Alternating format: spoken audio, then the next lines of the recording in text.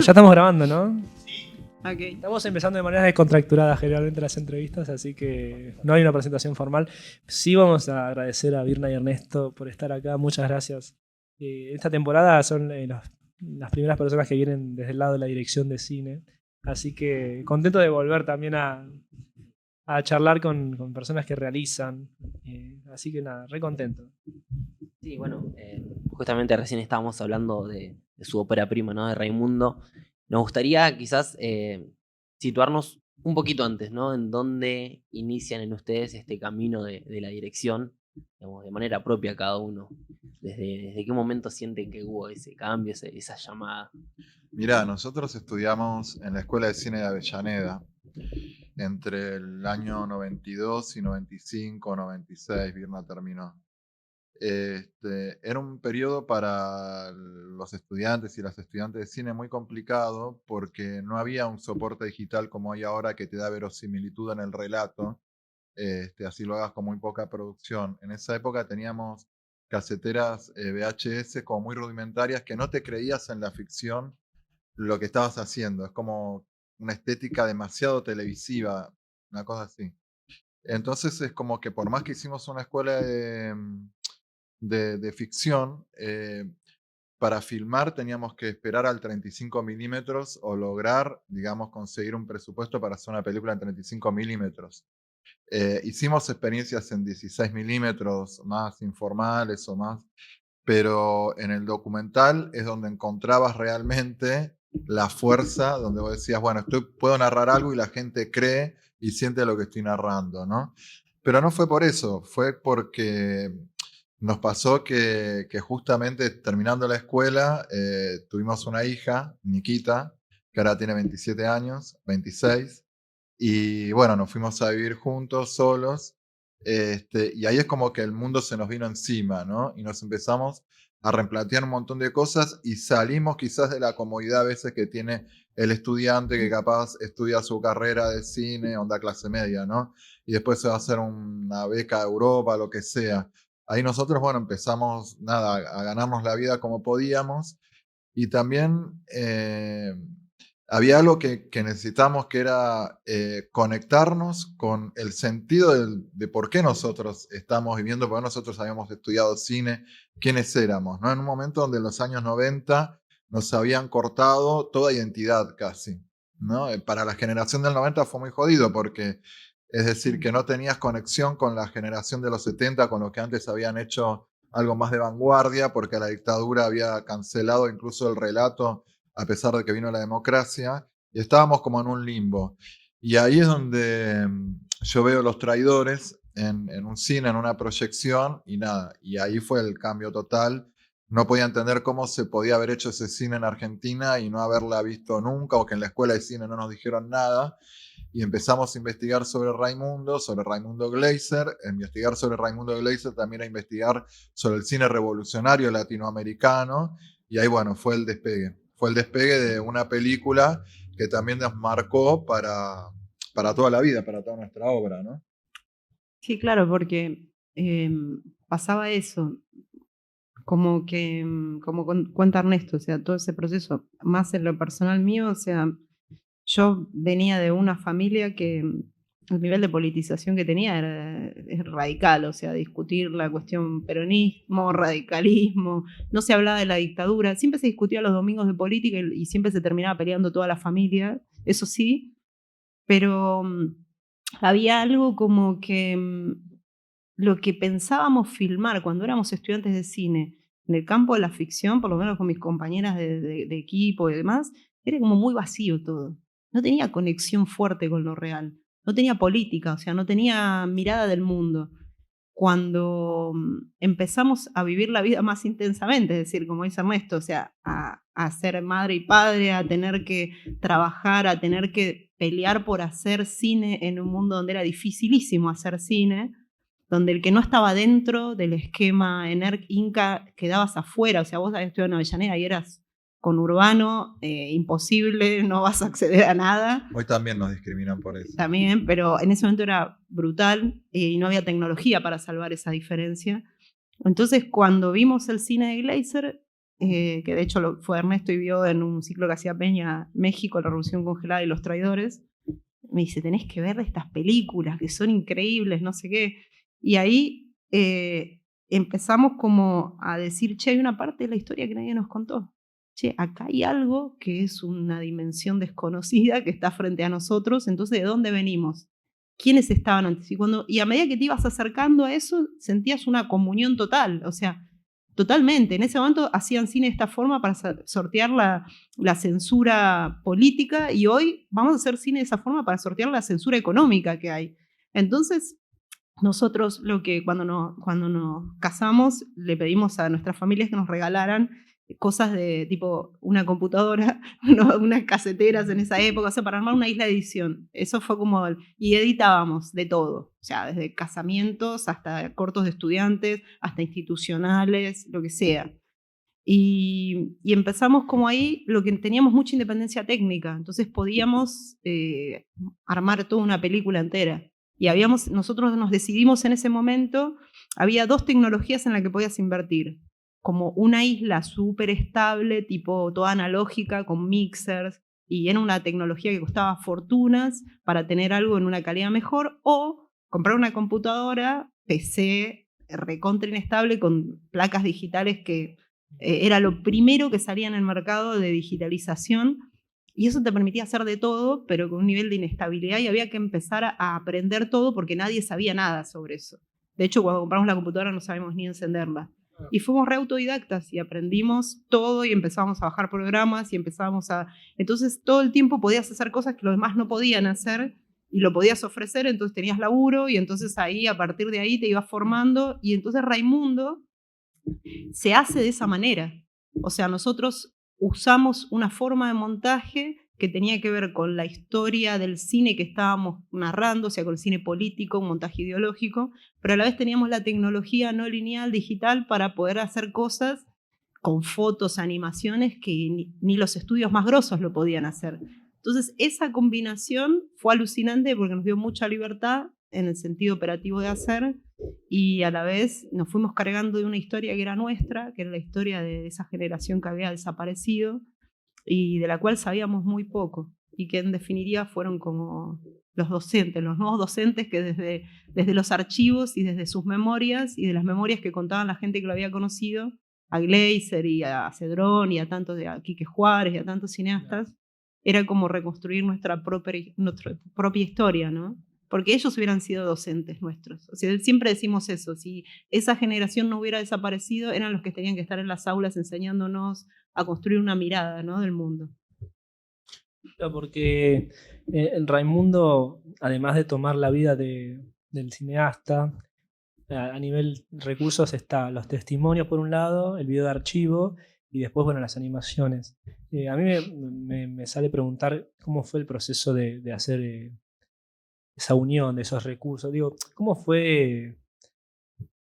Puede ser la unión, pero puede ser también todo el proceso, porque encontraron testimonios de un montón de gente, bueno, del hijo de Raimundo que aparece con su cara más para el final.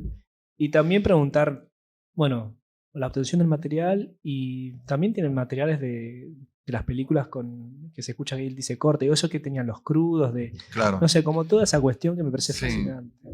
Justamente por eso fue una película muy traumática,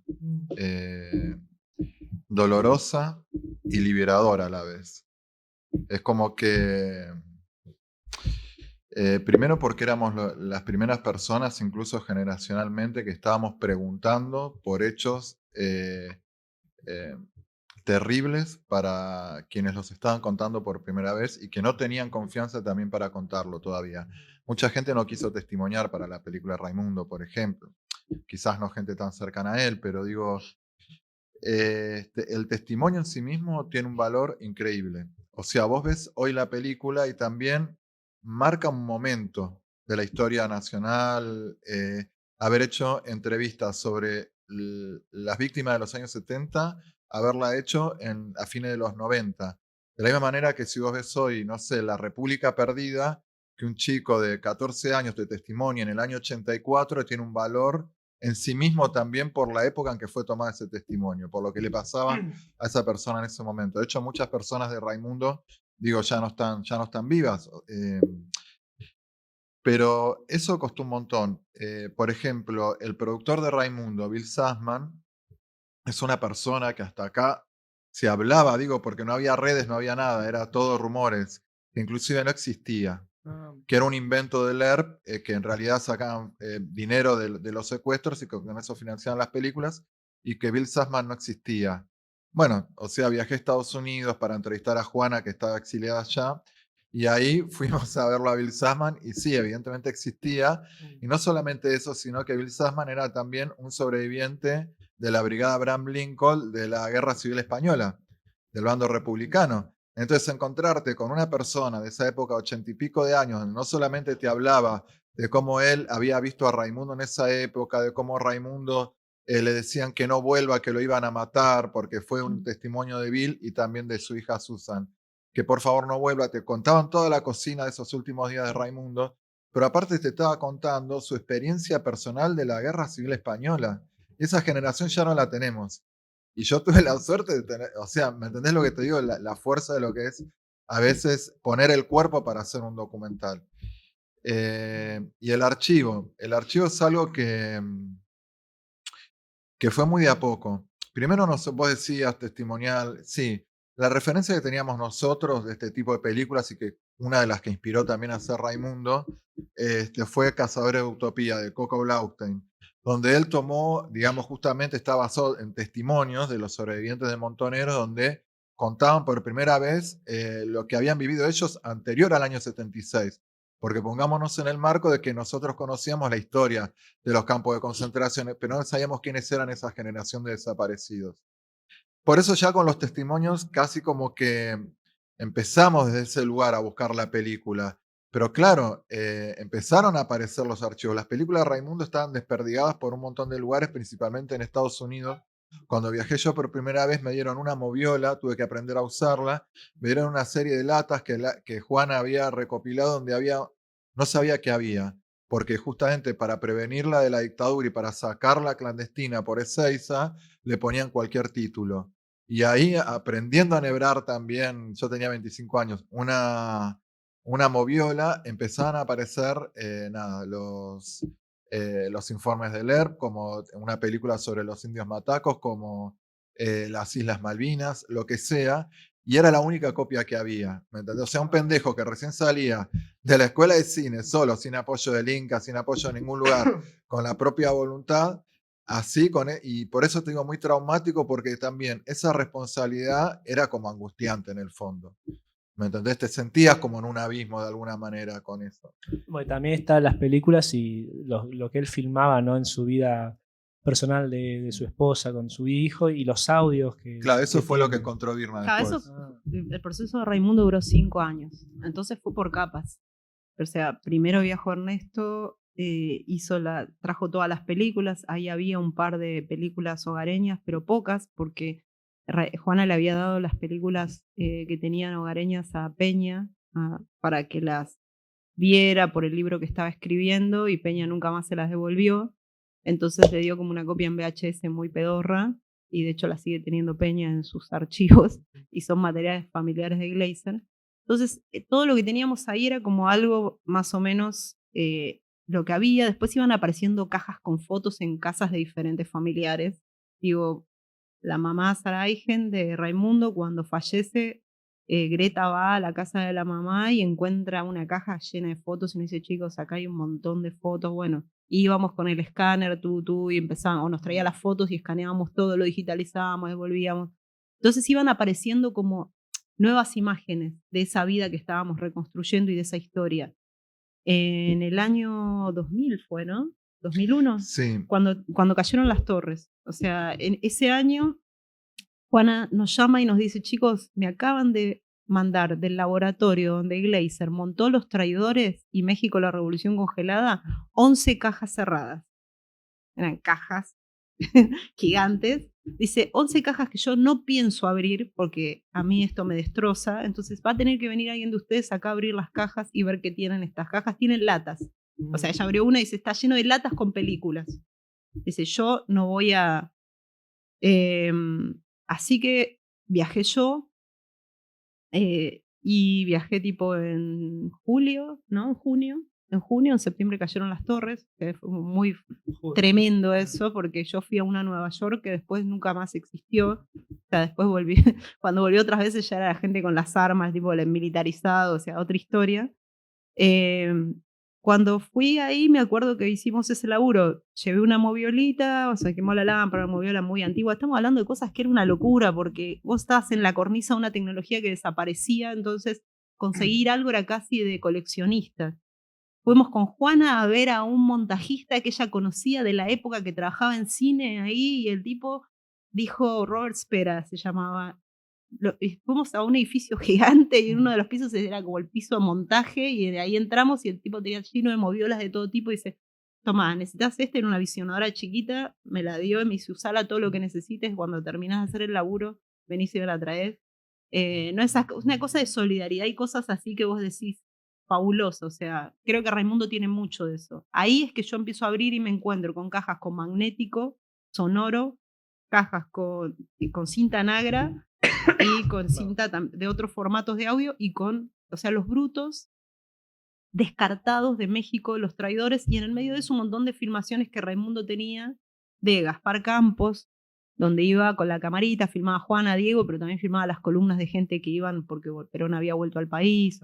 O sea, y fue todo un trabajo de clasificación y descarte. Juana me decía, yo esto me lo quiero, esto es parte de una historia que yo tengo que, quedémonos con lo que sirve y lo que no, afuera. Y fue un delirio porque había que seleccionar, entonces yo veía las tomas repetidas o que no iban, las retomas que no iban, yo cortaba todos los pedazos donde apareciera Raimundo, Juana, cualquier situación fuera de lo normal, que no fuera estrictamente la ficcionalización de una cosa de los traidores o algo, y cualquier elemento nuevo que aparecía. Por ejemplo, tuve una escena de los traidores filmada en una fábrica de vidrio y yo todo eso lo seleccioné y lo guardé porque eso no estaba en la película. Y bueno, fue todo un proceso muy, muy loco, donde ahí apareció la imagen de esa gente que había filmado en la clandestinidad los traidores, en los pies y en las colas de toma. Ahí aparecían, el que hacía la claqueta, o sea, todas las claquetas de todas las tomas. Sí, mismo se ve a los actores cuando cortan, que se los ve como Claro, descomprimiendo, o sea, ¿no? todo eso, esa cosa de guardar todo ese elemento que era el off de una situación. Y bueno, y aparte era una locura porque le decía, uy, Juana, mira, ¿quién es esta persona? No, decía, y empezaba a contar la historia de fulano que estaba, y este era sultano, y esta era tal cosa, y así sí, fue como Raimundo, cuando yo vuelvo con todo ese material digitalizado, también en los mismos laboratorios donde el resto me había mandado, que había conseguido por las guías amarillas en esa época, o sea, estaba hablando de una época donde no había internet, no había tecnología, no había nada, era teléfono, guías amarillas, a ver, laboratorios, todo en inglés, y bueno, presupuestos, bueno, va. Yo viajo sí con un apoyo del Instituto de Cine, un auspicio. O sea, estaba en esa época Tato Miller, que fue un trabajador del cine del SICA, dirigente del SICA muy importante, que luchó mucho por la ley de cine. Y él, cuando vio el armado que teníamos de Raimundo, le dijimos, mira, hay que viajar a Estados Unidos a buscar todo este material y a buscar una placa para poder montar esta película. Es una placa que monte calidad Betacam. Y la habíamos visto y estaba a un precio accesible, pero teníamos que poder viajar para buscar todo ese material. Y dijo, bueno, nosotros le damos un auspicio. No era entrar a un subsidio y eso, porque la película no tenía la forma que podía adquirir de esa estructura, pero... Y eso fue otro empujón más, o sea, uno de los tantos empujones que tuvo la película, Fondo Nacional de las Artes, un empujón del Instituto de Cine, ganamos 2 fondos internacionales de Alter Cine y la Jan Bridgman, que es actualmente la Bertha Faun, de Holanda. Todo eso fue haciendo, más todos lo que le metimos nosotros, ahorros personales, para poder, más un puchito que también Juana ayudó, digo, y fue como esa cosa de ir armando ese collage, ¿no? Histórico a lo largo de 5 años, y fue aprender de verdad cómo se hacía cine. No es que te enseñan en un manual que el cine viene un productor y llama y te dice, no, es arremangarte y hacer y convencer a la gente de que te cuente algo que no solo le causa mucho dolor, que lo pone muy en riesgo de algo. Pensemos que estamos en una situación donde hablar implicaba muchas cosas, pero convencerlo de que como generacionalmente teníamos que saber qué era lo que había pasado. Necesitábamos, estaba ese vacío, y sin ese vacío Si no llenábamos ese vacío, no podíamos construir nada nuevo. Entonces, ese convencimiento fue a lo largo de mucho tiempo y bueno, de hecho, creo que casi 8 meses antes de que más o menos termináramos la película, volvió Greta otra vez con otra caja. Dijo, encontré una caja llena de fotos. Otra más, y ahí era como hasta rollo sin revelar de Raimundo. O sea, era una caja que Glazer le había dejado a su hermana y le dijo, esto me lo guardás. Y ni Juana sabía de eso. Sí, Fue locura. Raimundo, de hecho, Sí. previniendo que podían reventar el departamento, sus archivos más personales se los dio a la familia. Eso es muy fuerte también. Y como si él supiera que se iba a hacer una película sobre él después. Pero para que la familia tuviera la confianza en nosotros, de darnos esos archivos, pasó mucho tiempo. Muchos años. Y al crear todo ese collage visual, Raimundo se transformó en ese momento también como un salto generó la imagen de los 70, que no estaba. La imagen de los 70 popularmente que se conocía era el encapuchado, la cara de Perón con Rucci bajando, o sea, pero la imagen popular o de los que hacían cine o de la gente a color, ¿me entendés? Diferentes texturas. Raimundo es el túnel del tiempo que te permitió, digamos, al menos en el 2003, cuando se estrenó 2002, que la película, sin estrenarse comercialmente, estallara así la gente la pasaba, la discutía, ¿no? Me gustaría mencionar una cosa y preguntar otra como para quizás cerrar o no. Qué desgarrador o poderoso que termina el documental con la voz del hijo de Raimundo, ¿no? Que habla de los cuentos que le cuenta él. Digo, como eso me parece muy poderoso y me emociona bastante recordarlo. Y lo otro es preguntar cuándo fue que dijeron, bueno, hasta acá, ¿no? Porque digo, capaz, como por lo que ustedes cuentan, aparecía y aparecía. Digo, ¿en qué momento se cierra eso? Y eligen o abandonar, quizás, no sé si lo sintieron así, pero digo. No, la primera pregunta, bueno, que nosotros nos identificábamos con Diego. O sea, Raimundo tenía la edad que tenían nuestros padres y Diego tenía nuestra edad. Entonces, la orfandad que nosotros sentíamos de no tener a Raimundo vivo, lo materializamos en Diego. Entonces, la despedida o sea, el momento donde Diego llega a Estados Unidos exiliado y le dice a Susan Sassman, me dijeron que mi papá estaba acá, ¿dónde está mi papá? Me dijeron que mi papá estaba muy lejos, esto es muy lejos, entonces mi papá va a aparecer acá. O el final cuando están las charlas cotidianas. Todo ese final es toda esa construcción emocional que fuimos haciendo nosotros durante años de hacer la película, la liberamos ahí, esa orfandad, ¿no? Y como hoy justo charlábamos con Virna a la mañana de Raimundo, pero es un final que no es que te deja destrozado, que decir nos hicieron mierda, mataron a los mejores y estamos en la lona. Es un final que justamente conecta con esos últimos 3 minutos finales de la nueva generación de hijos y de militantes y que empiezan, digamos, a tomar las calles nuevamente y a luchar por otra Argentina, porque estamos hablando de que termina con las manifestaciones del 2001, ¿no? Donde nosotros fuimos protagonistas, quiero decir. Y esas imágenes sí son de ustedes. Sí. Sí, sí, están filmadas en Super 8. Porque había una cosa estética que decíamos, toda la película está armada de archivos fílmicos. Entonces lo único que hay en video son las entrevistas y después todo lo demás, la reconstrucción en la casa de Juana, que nosotros fuimos ese día a filmar la fachada de donde vivía Juana, que la habían ido a buscar los milicos. Todo eso está en Super 8, que de hecho el día que fuimos había 2 Falcons puestos ahí porque nada, por el azar, ¿no? Y fue como, esto es un regalo del azar, como que hace las cosas mejor que la lógica, como decía Cortázar. Pero la cinta, porque eso de la cinta al final de todo, donde aparece esa cinta de Diego en la intimidad con Raimundo, que lo graba para mandarle a Bill y a Susan, ahí es re interesante porque eso es lo que hacían nuestros viejos. O sea, yo recuerdo mi viejo se la pasaba grabándome a mí, después cuando nació mi hermano también, pero sobre todo en la época de los 70, había aparecido el grabador que grababa y era el juguete, ¿entendés? Estamos hablando de mi viejo que tenía 20 y pico años. Entonces me grababa y decía, decí algo, tal cosa, decí tal, ¿y qué opinas de tal cosa? Entonces era como esta cosa del juego que había también entre padres e hijos de dejar testimonio de algo, ¿no? De una época. Esos puntos de identificación eran muy profundos para nuestra generación. Te tocaban en un lugar donde todos habíamos hecho eso casi con nuestros viejos. Entonces, ahí hay algo como que, porque era de vuelta acercar una historia que nos la habían alejado. Eran los subversivos, eran los terroristas, era la gente que no tenía nada que ver con nosotros, y eso era mentira. Éramos nosotros en ese pasado queriendo cambiar la realidad y transformándola en un lugar mejor. Lo hicieron con la coyuntura de la época. En esa época era tomar las armas. Así fue la 70 en el mundo entero, digo. Pero más allá de las armas, no era eso lo importante. Lo importante era transformar el mundo.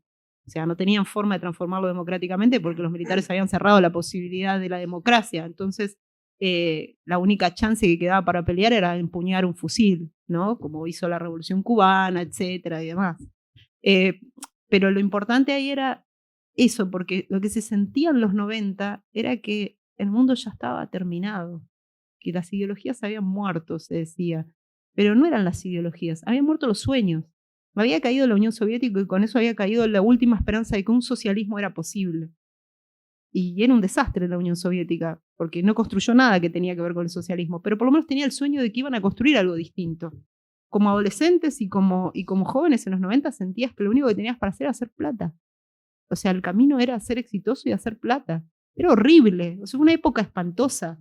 O sea, ahora a veces se reivindica cosas. Era espantoso ser joven en los 90. No tenías laburo, no tenías nada. El dólar valía $1 y era una mierda. O sea, no cobrabas nada. No tenías posibilidad de hacer nada. O sea, yo recuerdo que decíamos, hay que inventar el trabajo. Y lo que hicimos nosotros era inventarnos el laburo.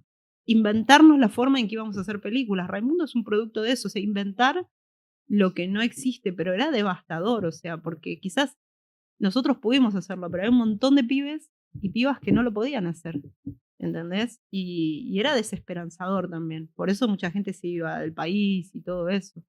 Eh, pero bueno, yo siento eso, recuperar esa memoria a nosotros nos hizo entender qué cine queríamos hacer, desde dónde, para qué, un montón de cosas, ¿no? Sí, bueno, no quiero también dejar por fuera esta manera autodidacta que tienen ustedes, ¿no? Digo, es algo que se había marcado quizás en el formato que utilizan y también, bueno, particularmente en la finalización o cuando están los créditos y ves sus nombres por todos lados. Y también nos gustaría destacar particularmente la película sobre el documental sobre Alejandra, ¿no? Sobre Alejandra Pizarnik. Me gustaría que nos cuenten también cómo es esa reconstrucción, quizás desde otro lado, no tan metido en una cuestión política quizás, pero bueno, sí, histórica y que aporta tanto hacia la literatura. Sí, es divertido porque justamente Alejandra fue completamente opuesto a la situación de Raimundo, saltar de una a la otra, porque lo que no teníamos en Alejandra era tiempo. Nos habían contratado, digo contratado porque nos dijeron en Canal Encuentro, bueno, queremos hacer una serie de los escritores más importantes en Argentina, pero dedicarle un tiempo intenso a cada uno, es decir, 4 capítulos, que era como hacer una película de 2 horas, pero había 3 meses para hacerlo, cada uno. Bueno, y nosotros, o sea, cualquier persona dice, bueno, hace entrevistas, onda televisiva, un par de archivos y a cagar, digamos. Pero bueno, tenemos un modo de trabajar que yendo a entrevistar a las personas, empezando a encontrarnos con los diarios de Alejandra, y tenía algo particular, que no era como Gleiser, que era una persona que iba hacia el mundo y te filmaba el mundo y vos tenías una riqueza de imágenes. Alejandra era todo hacia adentro, era una poeta que no salía de su casa. Tuvo una experiencia europea muy chiquita y después volvió y todo era su mundo interno, sus fantasmas, sus paranoias, sus amores frustrados, pero adentro. Y ahí es donde nosotros inventamos otro nuevo lenguaje, que justamente es esa hiperrealidad de narrar desde adentro hacia afuera. Es decir, técnicamente con macros, con ópticas, con lentes, con juegos visuales, pero de los mismos cristales de los lentes, mostrar el mundo desde la percepción de una poetisa como Alejandra, donde capaz los detalles dicen mucho más espiritual y narrativamente que capaz todo un gran entorno, un gran relato épico, ¿no? Y creo que esa es la fuerza donde encontró la estética con la historia misma de Alejandra, que no se había contado hasta ese momento. Y bueno, esos 3 meses nosotros nos sumergimos justamente habíamos alquilado un departamento antiquísimo, que era como un set en sí mismo, donde cada rincón para nosotros en ese momento era súper filmable para la estética de la película. Y entonces empezamos a trabajar la memoria de los objetos, la memoria del espacio. Para el lenguaje documental era algo como novedoso, que después se siguió haciendo, o al menos nosotros no teníamos referencia, porque después empezamos a ver mucha más variedad de lenguajes de otros realizadores. Y así se hizo, en un estado de locura total. O sea, sin salir de nuestra casa, experimentando, yendo de lo que filmamos inmediatamente a la línea de montaje, de lo que faltaba en la línea de montaje, buscamos lo que faltaba, porque era todo ahí.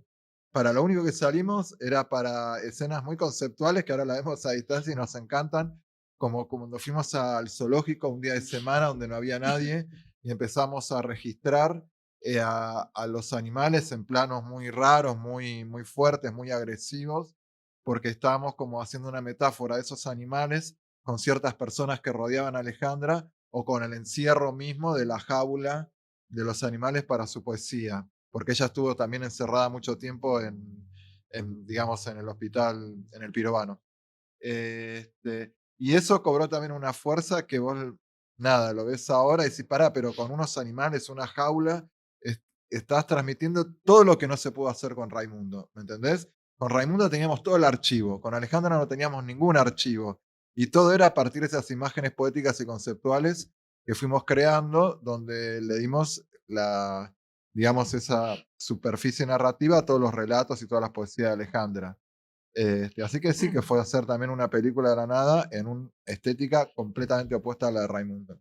Bueno, también es el efecto Kuleshov, ¿no? O sea, es el texto de Alejandra en realidad se resemantiza toda imagen que uno pueda construir. Entonces, ese juego era permanente, porque lo que hicimos fue sumergirnos en toda la obra de ella a un punto de que sentías que ibas cayendo en un abismo. O sea, es tremendo que cuando la lees tan intensamente y en un tiempo tan corto, es como que te sentís en un punto la locura que la invadía en esta cosa existencial de la muerte, de lo perenne que somos, de lo que vamos perdiendo, de esa cosa de la ridiculez de la vida en un punto, ¿no? De la vida material. Digo, Alejandra te coloca en un plano oscuro, pero que te hace reflexionar sobre la existencia de una manera muy incómoda, cosa que la política te protege de eso, ¿no? O sea, el universo Raimundo era un universo político tangible, donde todo se podía transformar, donde esta cosa de la comunidad, del poder colectivo, de Alejandra era en la soledad extrema, estar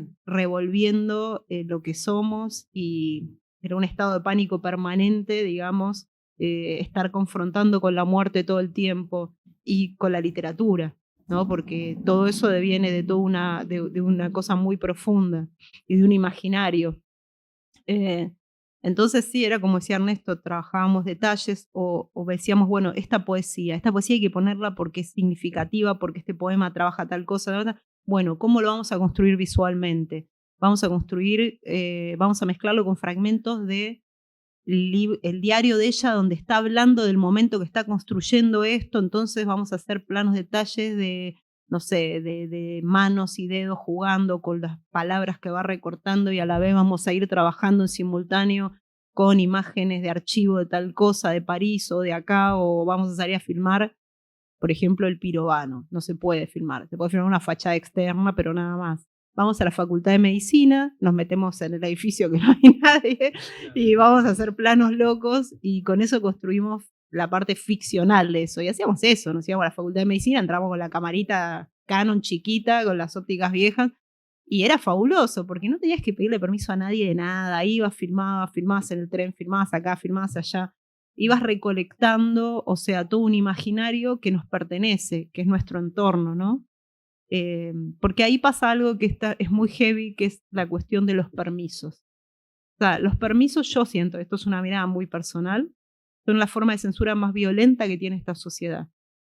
No podés poner este tema porque no tenés plata para pagarlo, no podés pedir el permiso, no podés filmar en tal lugar porque le pertenece a tal persona, entonces esas imágenes de ese espacio no. En esto no porque es un espacio público de salud y no se pueden generar imágenes. En esto no porque es una escuela y hay niñas y no se puede filmar. La realidad es que hay partes ciertas de eso, pero también hay una realidad que no se registra y los únicos que registran desde un lugar muy particular. Entonces no hay memorias de eso, no hay memorias de esa vida.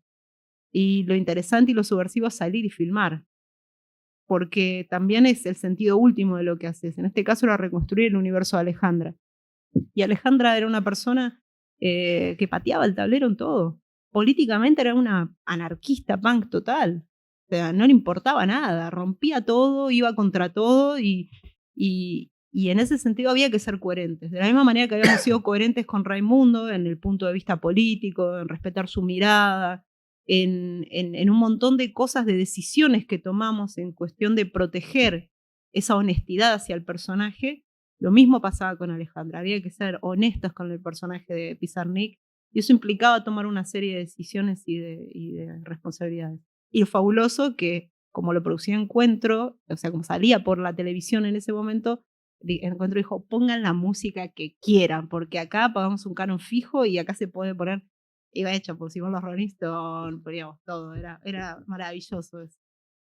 Estaba pensando en la de los Beatles, no, pero los Beatles está en la del Raimundo cuando muestran la parte de Malvinas que ponen Sí. la de Piggies. Sí, Pero Sí, absolutamente. Raimundo me está confundí. re prohibida en cuanto a música, porque tenemos de todo. O Claro, yo sea, iba a decir eso, que tenían las Quilapayún, Beatles. Cita Rosa, los Beatles. Sí, Nada, nos dejamos llevar. Sabíamos que estábamos por fuera de un montón de cosas y nada, y lo hicimos. Y después ya pasaron 20 años de la película y la podés pasar en donde sea que. Y Pero. que era el retrato de una época, es como archivos, ¿no? Sí. Ay, te iba a decir algo, me olvidé. Perdón. No, yo salté porque justo me acordé esto de que dijiste de la música, pero era del otro documental.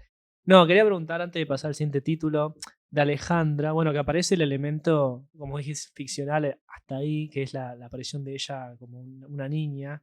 Y después en los créditos dice Cortázar niño también, ¿no? Como Claro. que Sí. esa aparición, preguntar también por esa elección y si ustedes eligieron quien narre los poemas, esa voz que sea similar a la de Alejandra o cómo fue la elección de esa voz que va narrando los poemas. Sí, fue. Bueno, en principio, nosotros. Esto quería contarte un poco lo que preguntabas vos. Y lo que decía Virna también, de que podíamos filmar en cualquier lugar, porque nosotros tenemos también la particularidad que nos formamos técnicamente en los roles. Es decir, sabemos hacer cámaras, sabemos cambiar un lente en cualquier lugar, sabemos hacer sonido, sabemos montar una película, tenemos una autonomía absoluta.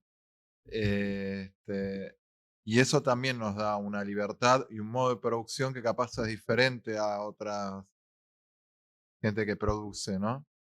Capaz si vos sos un director que precisás ir con un camarógrafo y a la vez con un sonidista, tenés que coordinar un montón de cosas y al hacer a veces tantas personas también se deschaba más y te ven y entonces se dan cuenta que es una película y te piden un montón de permisos y no puedes filmar. Mismo también cuando vas a entrevistar a alguien. Vamos nosotros dos, hacemos todo, la cámara, el sonido, la entrevista, y hay una confianza, una charla como estamos nosotros ahora, la persona como que confía, se siente cómoda. Imagínate si vos vas con un equipo con 80 personas, con luces, con el sonidista profesional profesional entre comillas, no significa que no seamos profesionales nosotros, que le acomoda y le dice, no, cortar, de repetir de vuelta tal palabra, pues no se te escuchó tanto, o el camarógrafo que le acomoda la cara y la misma invasión de las personas, hace que ese testimonio te quede el 10% de lo que te podrían haber dicho. ¿Me entendés? Y bueno, eso se siente. Es un método de trabajo que se siente también. Bueno, no sé qué iba a decir tampoco. No, igual hay dos cosas. Que eso en el documental es muy fuerte y tiene que ver con la tradición del documental desde Flaherty hasta acá. y que la otra forma grande es la forma de la ficción, que ahí sí los equipos trabajan de otra forma y ahí sí el trabajo mancomunado tiene un sentido, pero en el documental es muy solitario también el documental y es muy de esto, de conectar y generar algo muy íntimo, ¿no? Para mí yo siento que tiene mucho que ver con eso. Con respecto a lo de la música de Raimundo, para nosotros era parte del archivo de esa historia. O sea, era una locura que en los 70 no pusieras música de Quilapayún o de Citarrosa, cuando la gente que militaba estaba todo el tiempo escuchando eso. O Sui Generis, como en Sinfonía Parana pusimos, o bueno, el tema de Harrison, de los Beatles, de los Pigs, que fue como, bueno, ya está. Y ahí también Éramos muy tenía otro jóvenes. significado. Pero también, bueno, tenía otro significado Sí, tenía viendo a otro los significado. ingleses y que la canción era de los cerdos. Sí, de Total, hecho me sí, acuerdo sí, sí, pasando bueno, la esa película en fue. Japón, una pareja de directores ingleses se levantaron y se fueron, me acuerdo.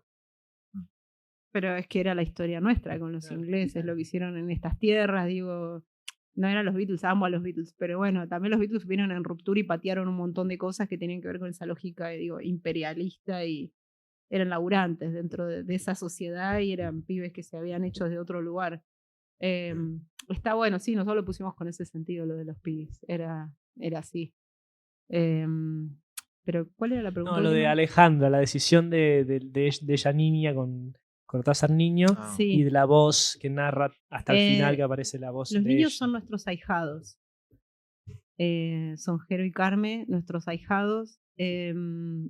Y para nosotros fue como, estaban ahí ellos y ellas, y nosotros veíamos como que nada, era fabuloso, porque podían sus expresiones, su inocencia.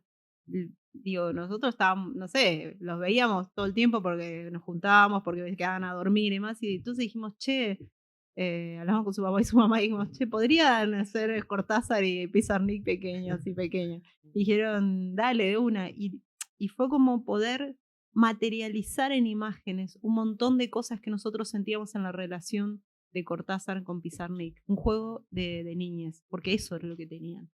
Había un nivel de inocencia y de juego tan alucinante que la única forma de materializarlo y de retratarlo era con esta cosa de la inocencia y del juego de esas criaturas tan pequeñas adelante de la cámara, ¿no? En diferentes lugares. Habíamos ido al Rosedal, después fuimos a una calecita, después estaban también en casa y en la terraza. Bueno, hubo como varias imágenes que filmamos y fue genial. Ustedes lo dejaban como ser, decían, Sí, bueno, sí, claro, jugaban, es un claro, juego. o compramos toda la ropa así antigua y Ah. entonces se vestían y estaban rechochos con su ropa antigua, ahí con todos sus vestidos y eso. Pero sí, era un juego simplemente y ese registro después con el montaje más, con la combinación de ella, bueno, toda la parte del pajarito, me acuerdo bueno, de Carmen que tiene unos ojos, pero en esa época era como puro ojos y carita y era algo que te remitía a esa distancia, esa soledad que transmitía Pizarnik con la poesía, no sé, había algo que estaba ahí, que eso es lo fabuloso del documental también. Sí, el tema de la mentira también, ¿no? Porque, me preguntabas por los chicos, sí, con los chicos tan chiquitos es como que eh, tenés que tener, digamos, una destreza documental porque cada segundo de que se queda mirando fijo para un lugar, nada, después vos te quedás con ese segundo y lo realentás y armás un montaje y estás siempre pensando en lo que va a generar eso, hacia dónde podés ir. No es que estás registrando a la persona tal cual, sino que eso va a tener una reinterpretación que vos le vas a dar después, ¿no? O sea, filmamos pensando en el montaje. Entonces eso ya tiene una búsqueda en el momento de filmar con ellos, que sabes, bueno, hasta acá, listo, hasta acá porque acá tenemos lo que buscamos. No es que forzás a un chico de 3 años, no, caminá desde acá hasta allá, etcétera, etcétera, ¿no? O sea, sabemos lo que podemos provocar en el espectador como sensación a partir de un segundo volado, de una mirada o lo que sea. Sí, aparte de eso, vamos a la calecita, vamos. Se ponían a la calecita y Mm. colgaban y se quedaban en el caballito pensando, y era como, filmemos, filmemos. Claro, y mientras tanto Sí, el audio te estaba diciendo de Gianni que claro. Alejandra le había dado Niebla y Niebla recién se estaba dando cuenta él ahora a distancia que era una novela sobre un suicida y Alejandra se estaba por suicidar y se suicidó, y vos la tenés a Carmen de 2 años en la calecita. ¿Me entendés? Entonces, es tan opuesto todo que eso le da una fuerza, creo que para ese final muy, Sí, muy y a la fiel. vez es como que no estás viendo a la Alejandra de 36 años, me entendés que igual era re pendeja, pero digo, sino que estabas viendo a esa niña que estaba dentro. Ese simbolismo, digamos, esa inocencia o esa cosa de que con este mundo no puedo. No puedo porque este mundo es demasiado para mí. O sea, no sé si quiero estar acá. Entonces, esa cosa es ese juego, pero es fabuloso trabajar con niños en cine y es tremendo. O sea, es fabuloso filmarlos como hicimos en Memoria Iluminada con Carmen Jero, porque era un juego, corrían, se quedaban, iban a ver el pajarito, iban a la cosa, y después estaban en los juegos, me acuerdo en el enero y la otra escena, que miraban a través de las columnas, y ellos jugaban. Ahora, si agarrás a un par de niños y los pones en una ficción a hacer cosas, y son muy chiquitos, es una locura, porque les obligás a hacer cosas, decís, bueno, todos los juegos para que hagan tal cosa, y cuando te pescan que vos querés que hagan eso, no lo van a hacer nunca más. Entonces es como que ahí, por ejemplo, yo valoro mucho el tema de estar solo con la cámara y no tener nada, y coordinar tú un equipo gigante con un niño que tiene que hacer lo que quiere, y vos no tenés que decirle nada, tiene que jugar, y vos simplemente registrás. Es como otra cosa, forzar a que trate de hacer es una frustración para todo el equipo que está tratando de, no, pará, la claqueta, la toma, no, acá no da así, acá hay que, es la nada misma y estamos todos tratando de capturar el vuelo del colibrí, ¿me entendés? Es eso.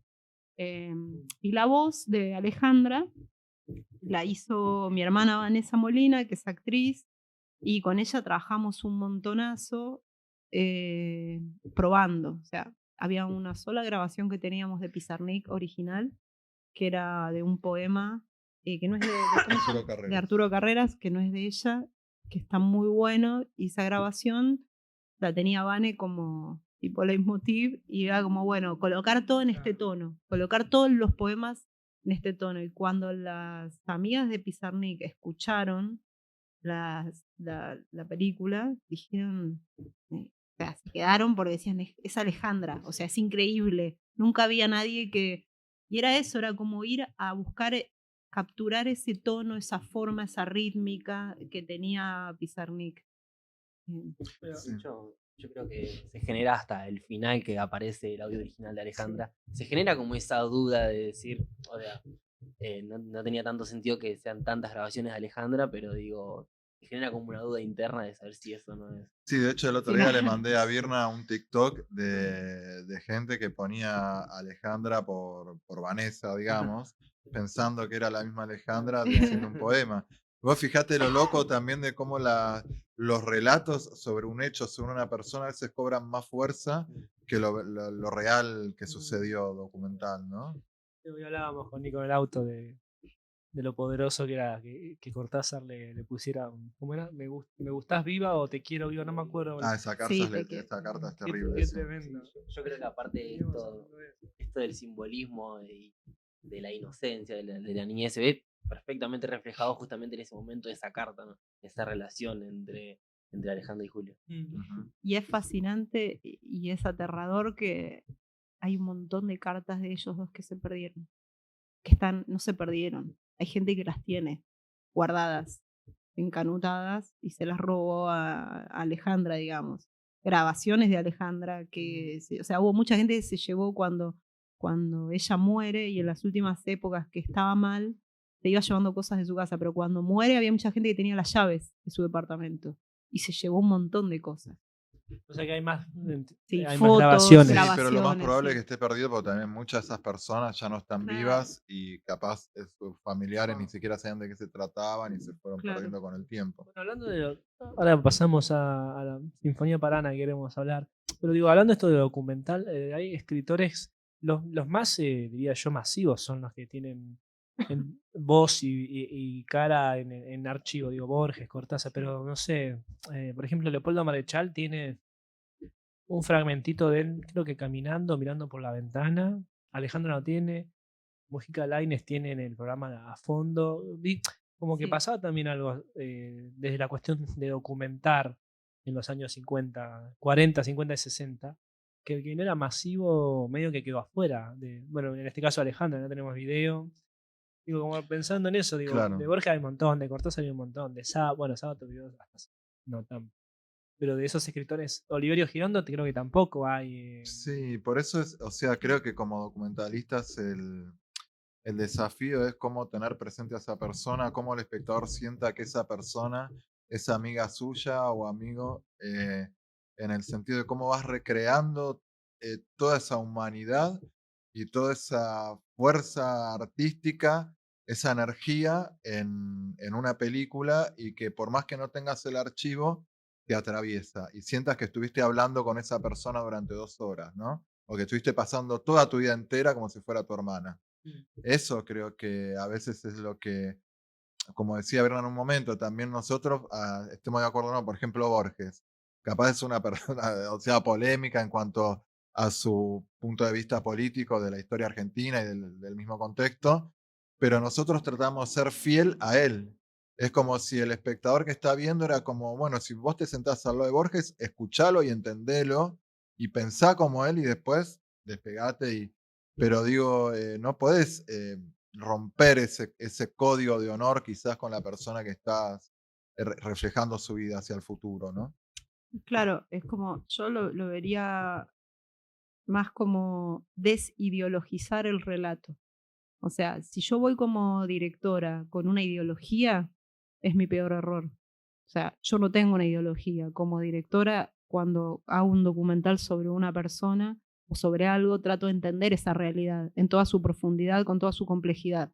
Después yo voy a poner mi punto crítico sobre eso o no, pero en el caso de una biografía, yo tengo que respetar esa voz, tratando de sacarme los prejuicios, o sea, la ideología que cargo.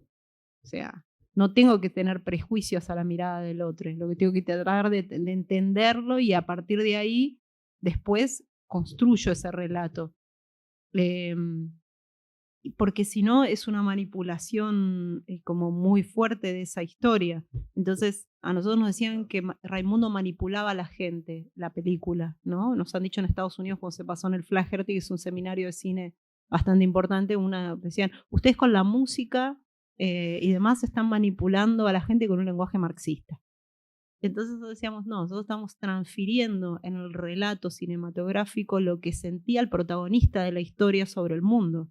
Él tenía una mirada absolutamente marxista, leninista sobre el mundo, lo entendía de esa forma y era un artista que disfrutaba y combinaba la vida en todo sentido. Escuchaba a los Beatles, ¿me entendés? Viajaba a Manhattan y le encantaba Manhattan. Era un militante de base que ponía la cámara al servicio de los trabajadores.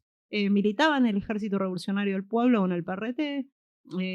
Digo, toda esa complejidad era Raimundo. Tenés que entenderla en esa complejidad. Yo no te puedo pintar un personaje que te quede cómodo a vos. El marxismo es esta oscuridad. No, ¿sabés qué? Les encantaba Manhattan y de hecho tienen una resignificación de todo eso. Y el productor de sus películas había peleado la Guerra Civil Española y es un productor de Manhattan que también produce otras cosas. Entonces, aguantate esa complejidad del mundo y hacete cargo. Entonces, eso me parece que es lo interesante, que a veces a la gente le molestaba la película por eso, porque decían, no, si ustedes hicieron una película sobre un marxista, tendrían que haber no puesto música, haber sido una película fría que mostrara el pensamiento de Marx. Y decís, no, o sea, nosotros haciendo la vida de Raimundo Gleiser en un contexto, o sea, la realidad es mucho más compleja e interesante. Esa subestimación del espectador como que puede ser un objeto pasivo que puede ser manipulado, ¿no? Totalmente. Sí, aparte yo creo que en el ámbito académico, que hay muchísimo en el cine documental, tanto en las universidades de Estados Unidos como acá, como en Europa, es como que tratan de clasificar todo, ¿me entendés? Y darle una norma y un dogma y también condicionan a muchas personas que capaz no tienen la fuerza interior de crear como sea, pero quieren hacer cine, entonces trabajan bajo esos cánones estéticos y demás. Y entonces también los programadores de muchos festivales son iguales. Entonces vos capaz caes con una película rupturista, como es el caso de La Bruja de Hitler, que no le cierra a nadie, nuestra última película, no a nadie, digo, a muchísimos programadores, porque es, digamos, incisiva y rompe el punto de vista sobre los nazis y demás. Entonces es como que no, es como que ante la nebulosa prefieren ir al producto ya que reproduce lo que ellos creen que es el cine, ¿no? Cómo están clasificados los productos como si fuera una fábrica de diferentes modelos de zapatos, ¿viste? Y eso es algo que nos pasó siempre, con todas las películas de Raimundo hasta la última. No lo podemos negar, ¿no? Me gustaría detenernos también en Sinfonía para Ana, bueno, como les anticipábamos. Bueno, quizás tocarlo desde el lado donde mismo ustedes destacaban la diferencia entre, bueno, hacer un documental, quizás algo más personal, donde ustedes mismos generan ese contenido con el entrevistado, a un formato totalmente diferente como es un largometraje. ¿Cómo es trabajar ese cambio, esa diferencia? Sí, cómo nace también me gusta. Sí.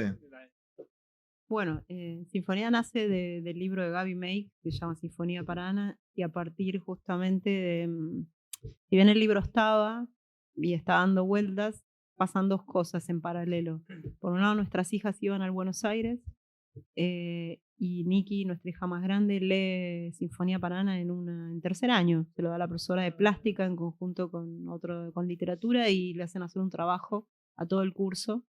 La cuestión es que después de leer esa novela, todo el curso empezó a militar. Fue muy flashero por un curso muy apolítico, un curso que tenía muy buenas calificaciones y como muy así meritocrático, pero que no se metían en política. Después de leer Sinfonía para Ana, fue como una efervescencia de participar de la vida de ese colegio en un montón de otros planos. Y eso estuvo buenísimo, porque fue una ruptura muy grande.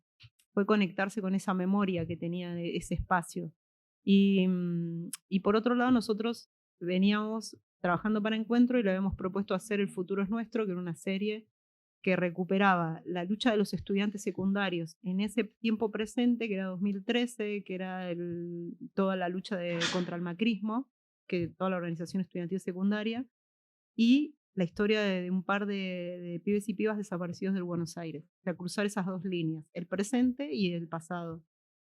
Y ahí fue que la entrevistamos a Gaby Make, que es la autora de la novela, que cuenta la historia de su mejor amiga, Malena Gallardo, que desaparece a los 15 años, que es la desaparecida más chiquita de Buenos Aires. Y a partir de ahí empezamos cuando leímos la novela, todo este contexto, vimos las historias reales que habían pasado en el colegio, nos conectamos con varias madres de Plaza de Mayo que tenían los hijos ahí cursando, Vera Jara, Chaide, García Gastelú, bueno, los pibes del presente, dijimos, hagamos esta novela y filmémosla con los pibes de ahora. O sea, fue como, tienen que protagonizar la historia que ocurrió hace 30, 40 años en estas aulas.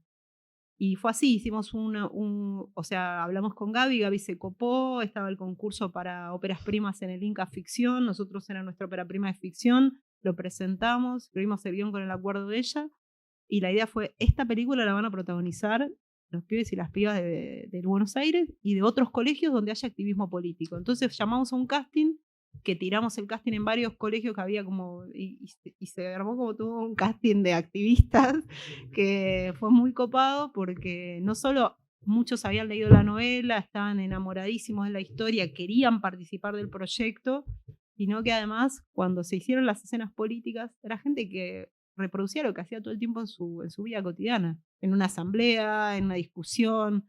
No tenían que actuar e interpretar algo que desconocían. Era reproducir eso mismo, pero tratar de entenderlo en el código 70. O sea, bueno, el lenguaje es otro, las relaciones eran otras, y estuvo muy bueno porque fue una película fuertísima. No sé si querés contar la anécdota no sé, del momento, o sea, de ese puente de la memoria que siempre decimos. Em, Sí, es una película que justamente la parte documental y personal es lo más fuerte, ¿no? Cuando uno la recuerda en cuanto a la construcción, porque eh, que chicos que estuvieran en ese momento ya dejando el colegio, pues estaban la mayoría en quinto año, pero narrando la historia de quienes habían pasado 40 años atrás por las mismas aulas, habiendo vivido las mismas historias, pues Sinfonía para Ana es una novela basada en hechos reales. Habiendo velado a un compañero en los años 70 como era el Roña Beckerman, y esos chicos ahora en el mismo espacio que era el claustro central, reproduciendo con un cajón ese velorio, ¿me entendés? Y que se nos iba de las manos porque empezaron con extras y demás como a llorar, a gritar el presente. Y era como una especie de que los fantasmas del pasado volvieron, se apoderaron de esos pibes que estaban actuando y que se estaba reproduciendo la misma escena. Y era muy fuerte cómo hasta repercutía el sonido en el lugar, ¿no? Porque partimos de una filmación que era de corte documental, que nosotros teníamos como referencia la foto del diario Noticias, de cuando iban todos los chicos llevando el cajón y saludando al Roña, estaba dentro del cajón.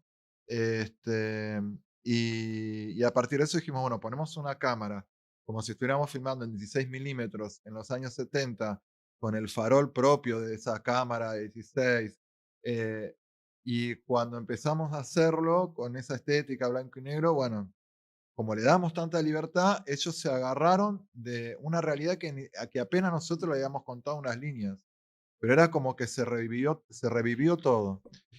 Y nosotros veníamos también, al haber hecho el documental, con todo un background para trabajar la adaptación, que era que partíamos de fotos reales, de conocer las historias reales. El papá Slemenson, como le decimos nosotros, es Isaac Slemenson, que filmó a Claudio, ¿no? A su hijo y a su hermana, a sus dos hermanas, Adriana y Mariana. Claudio era el dirigente de la UES, el dirigente más grande de la UES, que desapareció con la AAA en el año 75. Y el papá lo filmó a los chicos desde que eran mellizos, Adriana y Claudio, desde que nacieron hasta que Claudio desapareció. Lo filmó en Super 8. Entonces nosotros teníamos todo el registro ese familiar interno, donde nos sirvió un montón para hacer las reconstrucciones partiendo de lo real, ¿no? Partiendo de ese cotidiano, de cómo se vestían, cómo actuaban, cuáles eran los objetos que estaban dando vuelta, y con la magia también de la espontaneidad y la naturalidad.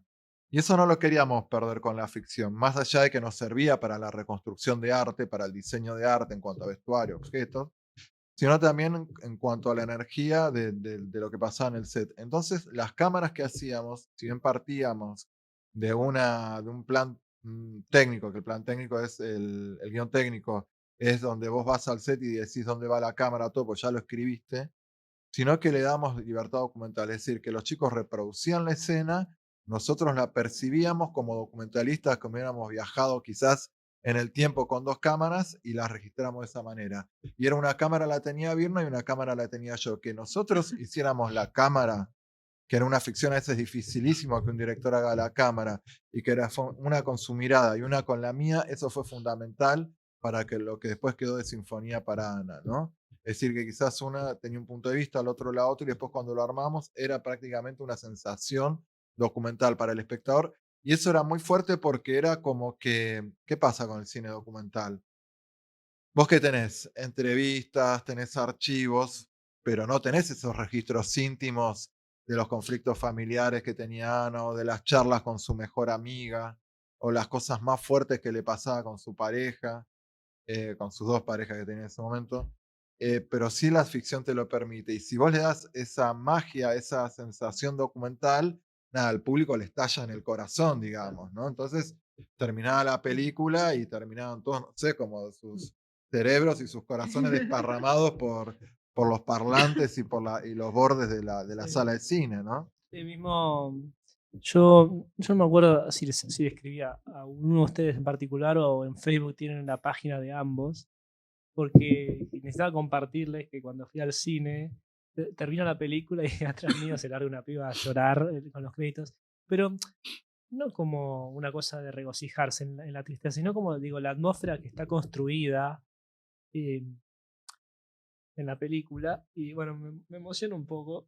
Te digo, Sí, que Sí, tiene una esencia, como dicen ustedes, un alma documental, y que reflejado en la ficción termina siendo muy fuerte, termina generando quizás esa empatía. Además, bueno, creo que el personaje, el despertar político junto con el despertar de la adolescencia y el despertar sexual van en paralelo y terminan mezclándose por caminos que terminan siendo muy movilizantes para el espectador. Sí, para mí es muy movilizante también cuando la vi la película por primera vez terminada. También me largué a llorar como un hijo de puta y no sabía qué pasaba.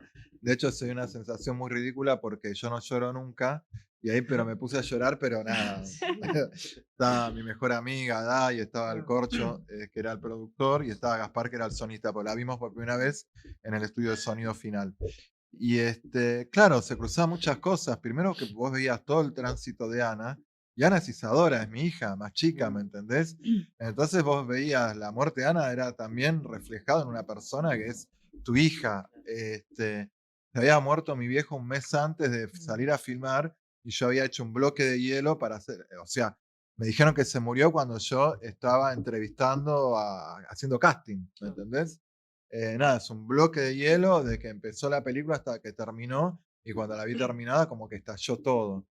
Y hoy cuando la veo la película a distancia, hay algo muy fuerte también, que es el tema de que esos archivos que nosotros fuimos poniendo como las filmaciones en Super 8 de memoria, ¿no? Cuando ellas se ven que eran chiquitas y todo, son las filmaciones de las familias Lemenson. Cuando hay un planos simbólicos, o planos de cuando ella cuenta que se va al exilio, o aparece un osito que se amaca, esos son planos reales y planos que vivió una persona real que podría haber sido Ana. Entonces vos ves la ficción, la realidad, la carta que está en la novela, final de despedida, que a la vez es la carta que le está escribiendo Gaby Make a su amiga que desapareció de verdad. Y ahí es donde los límites del cine te estallan. Ya el cine no es ni un oficio, ni una industria, ni un arte, nada, es como la explosión del universo mismo, es un Big Bang donde no sabes dónde agarrarte. Y eso es lo fuerte, yo creo, de Sinfonía para Ana, ¿no? Sí. Sí, y hay algo que eso trascendió, fue muy fuerte cuando la pasamos en Estados Unidos en un festival, porque nosotros veníamos de la experiencia de haber pasado Raimundo como película de los 70, ¿no? Con una mirada súper fría, así, y cuando pasamos Sinfonía la gente fue como, conectó a otro nivel. Y de golpe te decían, que justo estaba la gestión Trump en ese momento. Y decían, bueno, eso puede pasar acá todo el tiempo. O sea, esa gente que gobierna, que gobernó en la dictadura, es lo mismo que nos está gobernando ahora. O sea, pudieron conectar a un nivel que con la otra película no podían conectar, ponían una barrera. Y fue muy fuerte eso. Y eso para mí lo tiene la ficción.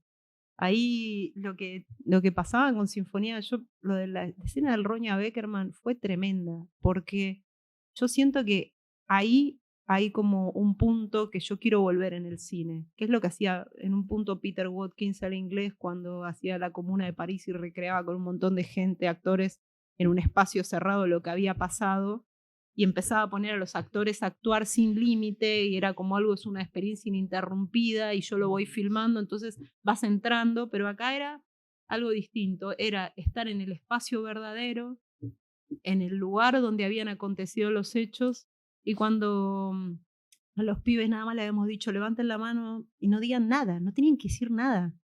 Y entonces todo el mundo empezó a llorar y después le preguntamos y a gritar el presente y preguntamos ¿por qué? ¿Por qué empezaron a llorar después que cortamos? Y nos decían, no sé, o sea, pasó algo en ese momento, que era que tomamos simultáneamente conciencia de que esa persona que habían velado acá era un compañero como nosotros, era un pibe, no era un militante de los 70, era un pibe como nosotros. Y entonces estábamos en el mismo lugar y eso es una conexión espacio-tiempo que se da. O sea, para mí pasa eso, que la puesta en escena y la dramatización de una situación donde vos cargás con la misma ropa, porque las ropas de los 70 tenían un peso, o sea, distinto. Los pantalones, los actores te decían, uy, son re pesados, sí, porque eran originales muchos. Porque, digo, había muchos objetos que eran originales y ahí viene el peso de la memoria de los objetos que te colocan en otro espacio. La estampilla de Evita que tenía la carta de coso era una estampilla real que había aparecido en la casa de la abuela de la piba que hacía escenografía y estaba guardada. Entonces hay un montón de cosas que vos no te las pensás del guión. En ese trabajo de búsqueda, de producción artística, donde vas y salís a buscar los objetos que van a darle forma a la ficción, es donde la ficción se llena de contenido y después le da a esos actores y actrices, o no actores y no actrices, las herramientas como para accionar emocionalmente. Había mucha cosa que tenía que ver con esa cosa material, ¿no? Eso pasó mucho. Pasó en otro momento cuando Ana está mirando las filmaciones de Isa cuando ya Isa se fue al exilio. Y Ana es la primera vez que como actriz tenía que llorar. Se da en el set, la primera vez que llora. Y me acuerdo que terminamos de filmar esa escena que se había dado como una energía así como... y veo a la vestuarista en un rincón llorando.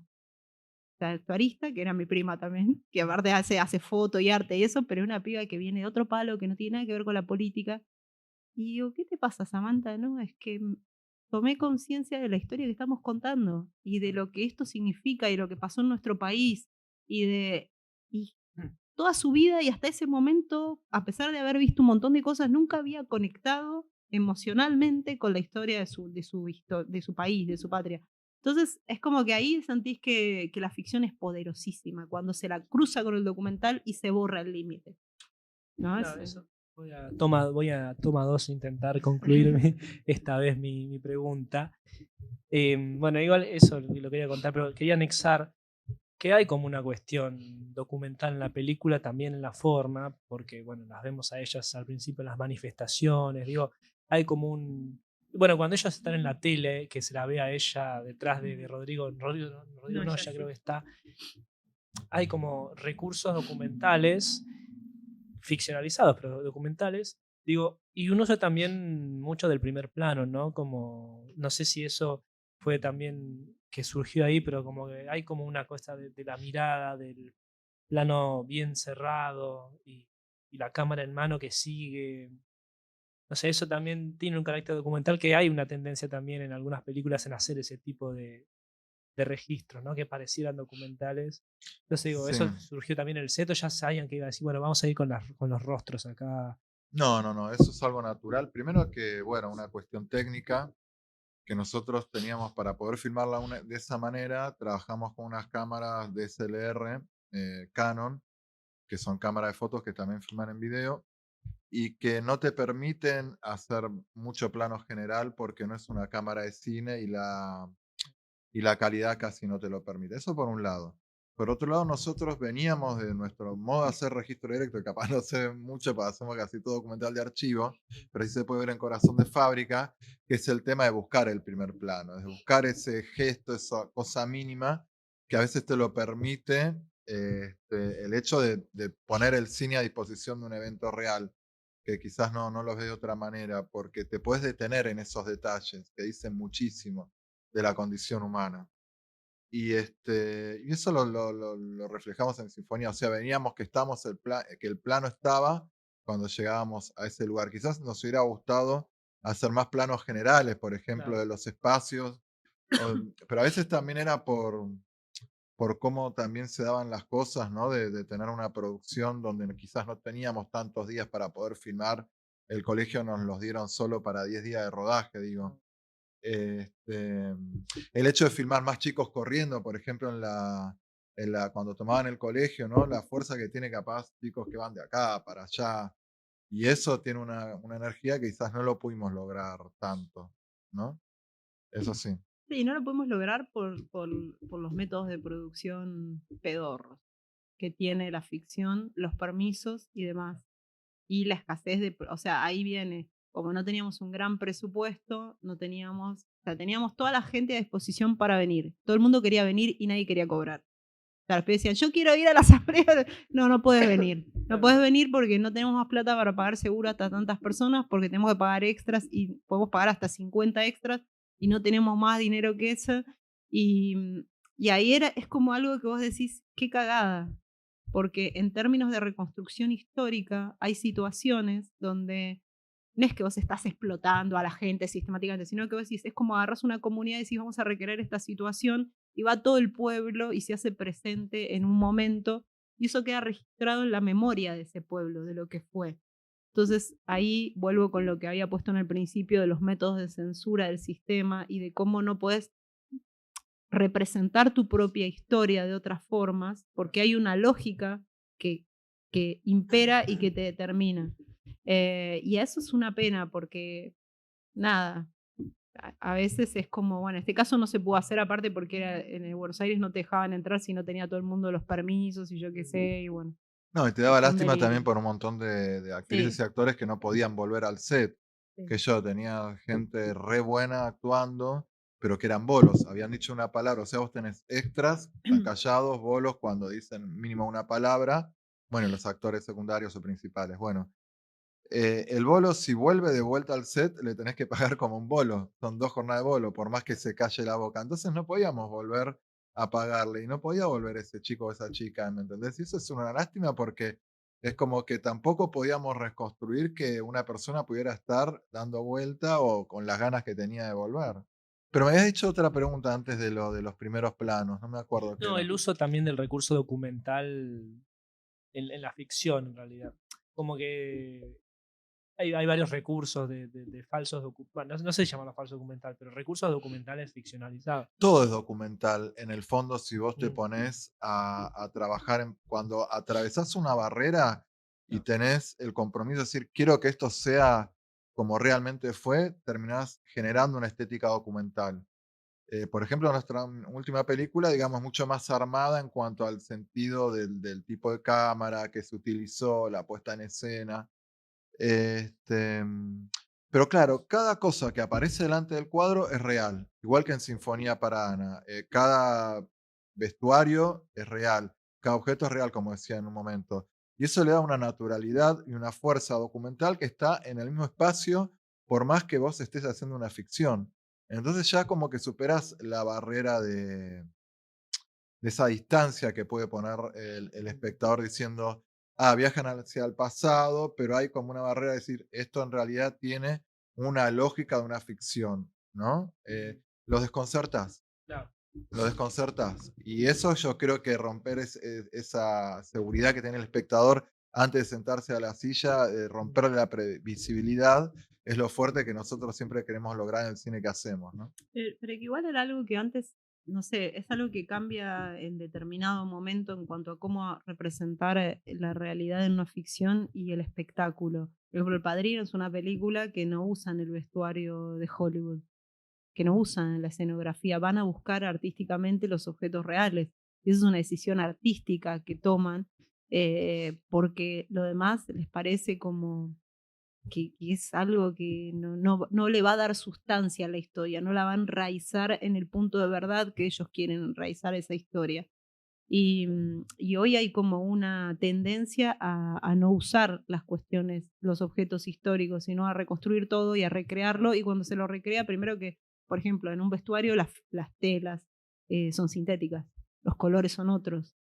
Por más que lo toques después en los dosifiques y demás, hay texturas, hay pesos, como yo decía, de las telas sobre los actores que están interpretando, hay un montón de cuestiones que una cosa es hacer algo para que quede lindo y para que sea una película espectáculo y otra cosa es construir un viaje en el tiempo a partir del relato ficcional, donde vos conectás con un montón de otras cosas que tienen que ver con el documental, que quizás los documentalistas eso lo tenemos desde otro lugar porque hacemos el trabajo de campo de investigación, porque nos conectamos con casi en un laburo arqueológico con esos restos de materiales de la historia. Pero hay procesos igual artísticos que son fabulosos, que es esto de recuperar las memorias y conectar temporalmente los episodios y recrearlos artísticamente. Ahí no hay límite. Es como que vos, lo que fue en Sinfonía Genial, como decía Ernesto, era una apuesta más libre de cámara en muchas situaciones, porque te lo pedía la apuesta, porque vos veías que estaban pasando cosas y que había que filmarlas. Cuando los pibes estaban en la fuente del colegio discutiendo, charlando, en un entretiempo de rodaje, agarramos la cámara y nos pusimos a filmarlos. O sea, y esas imágenes eran documentales de los propios actores hablando y era lo mismo que se creaba en una toma de un colegio. Sí, ¿Qué o es por eso? ejemplo hay un plano detalle de Ana cuando está ahí como separándose del hito, eh, que tienen la pierna con piel de gallina, ¿viste? Y eso en el cine es re fuerte y la gente viene y nos dice cómo hicieron ese plano, qué fuerte ese plano. Y en realidad era porque los actores en un momento estábamos en un pie de toma y documentalmente lo vimos, prendimos la cámara, la pusimos así en 5 segundos y quedó ese plano. Y era porque nosotros también manejábamos la cámara y teníamos esa libertad y esa visión documental de no dejar, porque el cine documental, ¿cuál es la base? Es que hay algo que está sucediendo, que no va a volver a suceder y vos lo tenés que registrar de la mejor manera posible, por eso va a quedar para la posteridad. Entonces, de esa manera nosotros llegamos a la ficción, ¿me entendés? No es que llegamos teniendo la seguridad de, tenemos 5 retomas para hacerlo. Lo mismo que vivir la vida, tenemos una sola vida y cada momento es importante, es un instante, ¿no? Bueno, lo mismo con la mirada documental hacia la ficción. Y a nosotros nos gusta empezar a, bueno, esto, desmenuzar los títulos. Igual vamos a pasar a la siguiente sección, donde no desmenuzamos tanto, que se llama Notas al Pie, como el programa. Nos gustaría, para no dejar títulos afuera, que nos cuenten una nota al pie, la que se pueda, de 3 títulos que también ustedes han trabajado. Me gustaría mencionar La Bruja de Hitler. Sé que es como demasiado quizás sintética la consigna, no le hace falta esa tan, pero para no dejarle otros títulos afuera.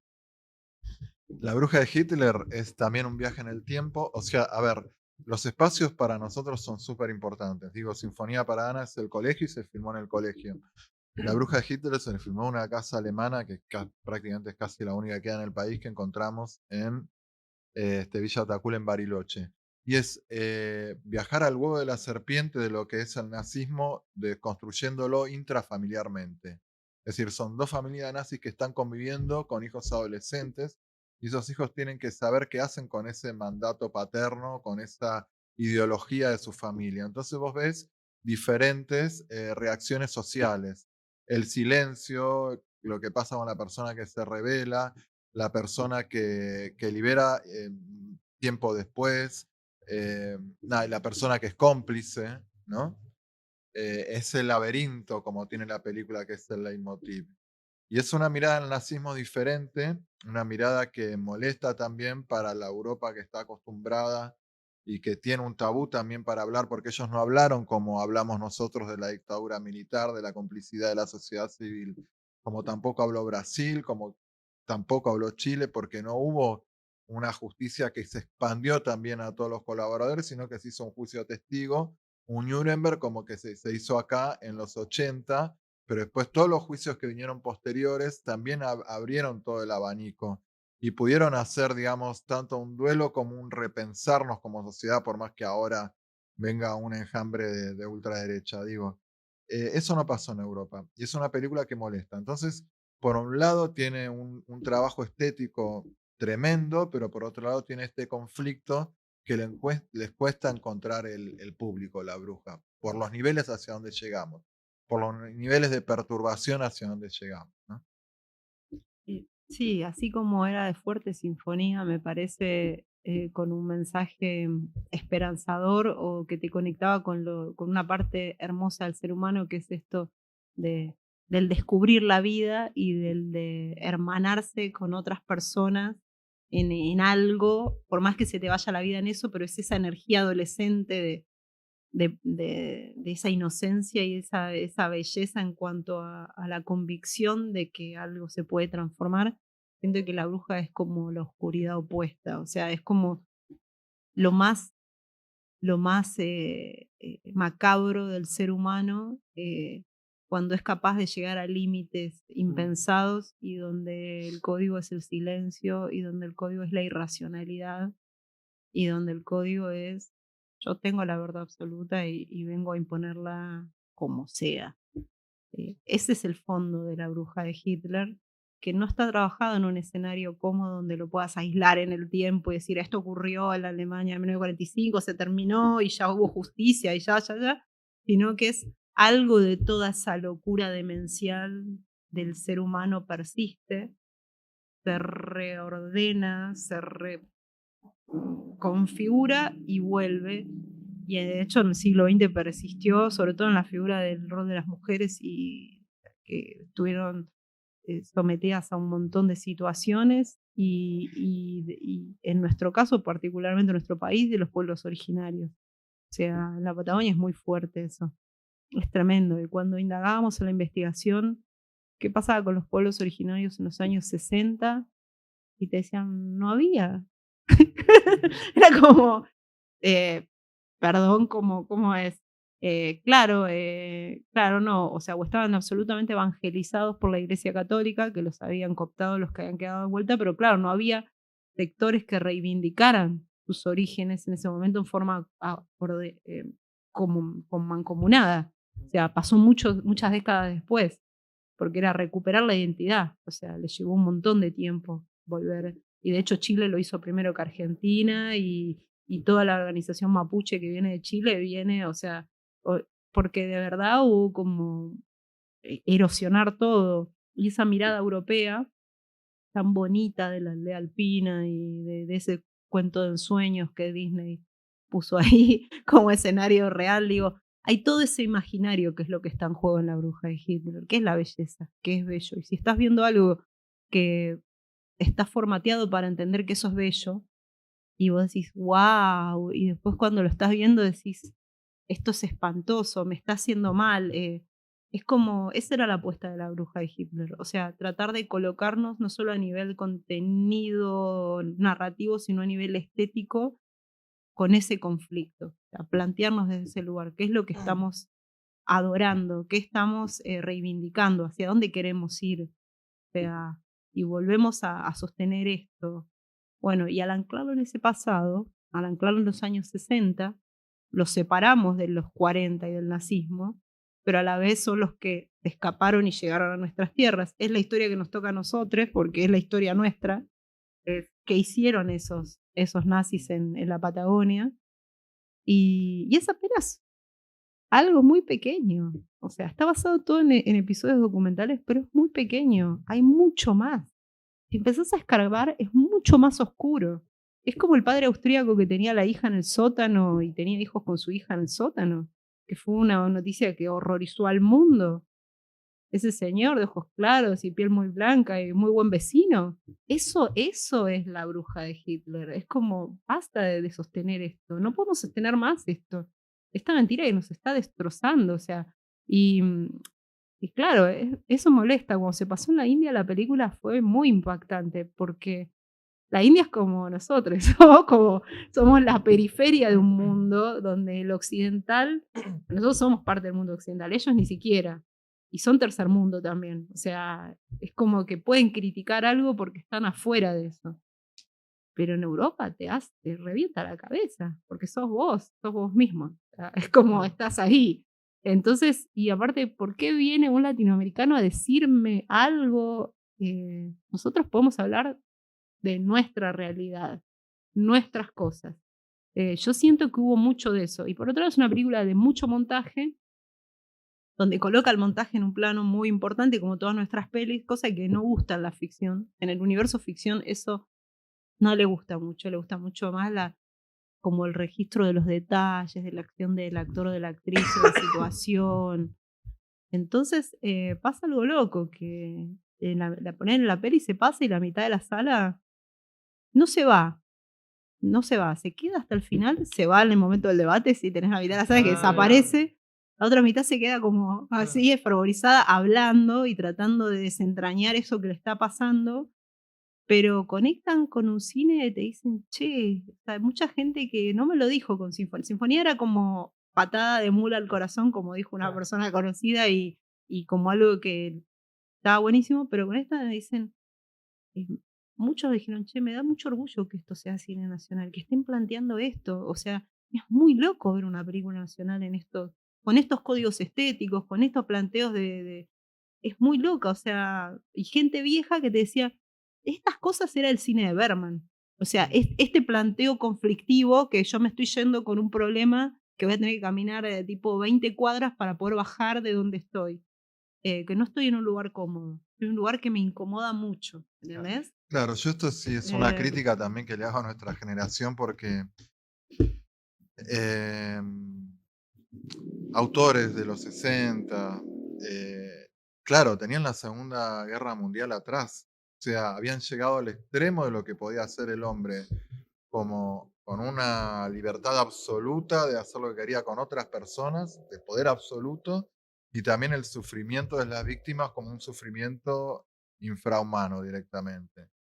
Salir de ese trauma, de todas esas cosas que pasaban internamente entre esos dos extremos, y ponerte a producir, ibas al fondo y el espectador tenía esa formación, incluso la formación metafórica del cine, cuando el cine estaba cargado de símbolos, ¿no? Eso se fue perdiendo. Y a la vez estamos ahora como en una generación donde cualquier cosa que sea perturbadora molesta y tiene como una cuestión más light de los conflictos, salvo que hagas películas de psico-killer, ¿no? Psico-killer te permite el gore y las tripas volando, todo. Pero en cuanto a las cosas de drama, conflicto dramático, tiene un nivel de poca profundización entre lo más horrible que nos puede pasar. Porque eso también es una cuestión de exorcizar a través del cine eso, plantearlo, liberarlo y nada, y como digo, como contaste un rato, una cosa es una sociedad que puede haber pasado a haber hecho un juicio histórico contra los victimarios y otra cosa es una sociedad que metió el terrorismo de Estado bajo la alfombra. Eso que metes bajo la alfombra siempre va a volver a salir y siempre va a volver a salir, ¿me entendés? Entonces yo creo que el arte tiene que ser liberador y tiene que ir hasta lo más profundo. No, y Pizarnik tiene mucho que ver con la bruja de Hitler también. O sea, nosotros al entrar en el universo Pizarnik, o sea, Pizarnik era una persona quizás más apolítica en el plano de la política partidaria. Era recontra antinazi. O sea, había algo ahí que era todo lo que tenía que ver con totalitarismo, que conectara con eso. Alejandra lo cuestionaba y es algo que a nosotros nos metió como en un lugar de una percepción muy particular, porque ella había sufrido, digo, en carne propia en su familia lo que había sido el nazismo. Y nos contaba la hermana de que cuando estaban acá y veían las noticias que pasaba en Europa y los familiares que estaban allá y decían, y Hitler va a llegar hasta acá, y eran nenitas chiquitas. Y tenían miedo de que, o sea, tenían terror de que llegara ahí y que ellas ya no pudieran estar, ¿entendés?, en su casa, digo, entonces había algo de eso que podían dimensionar al monstruo desde otro lugar y lo percibían y lo iban descifrando en otros códigos. Por eso Alejandra era lesbiana, por eso Alejandra era contestataria, era punk. Había una ruptura con los códigos de la época que tenían que ver con una ruptura con ese totalitarismo. O sea, había algo que ella iba rompiendo en todos esos sentidos y eso a nosotros en el plano lógico racional y en el plano inconsciente, porque muchas cosas del universo Pizarnik lo absorbimos en otro plano, digamos. Yo siento que están en La Bruja de Hitler, están muy presentes, que en un punto es una película muy pizarnikiana, muy psicológica, muy del universo de esos años 60, ¿no? De ese cine. O sea, nosotros tratamos de colocar el conflicto y el lenguaje en ese punto, más como era, de hecho, de referencia tomamos películas de Berman, otras películas checas, de que había algo de eso que nosotros queríamos traer de nuevo en la narrativa de La Bruja. Y en ese sentido estamos contentos porque, está, o sea, se percibe, se siente, y nada, está bueno. Dale. Bueno, ya para ir finalizando, vamos a ir con la última sección, donde es una serie de preguntas un tanto abstractas, siéntanse en la libertad de contestarlas en el modo que a ustedes lo lleve, con total libertad. La primera pregunta es, ¿con qué personaje histórico compartirían un café? ¿No? Cada uno elija uno de los que Un quieran. café con Mariano Moreno, por ejemplo. Bueno, justamente el documental de Mariano es uno de los que quedó fuera por cuestión de tiempo, pero Sí, también lo y teníamos. Corazón de Fábrica y Ataque de Pánico también. Pero los mencionamos también a veces los títulos de quien entrevistamos para que quien ve la entrevista y quiera seguir indagando sepa que más allá de lo que hablamos hay más títulos, en este caso de ustedes. Bueno, eso es verdad. Mario Moreno, Personaje histórico. digo, puede no ser histórico. Literario. No sé. Bueno, con Pizarnik, me encantaría. Y este es ¿qué director o directora elegirían para que dirija la película de su vida? Kieslowski. Sí. Me gusta Hielo.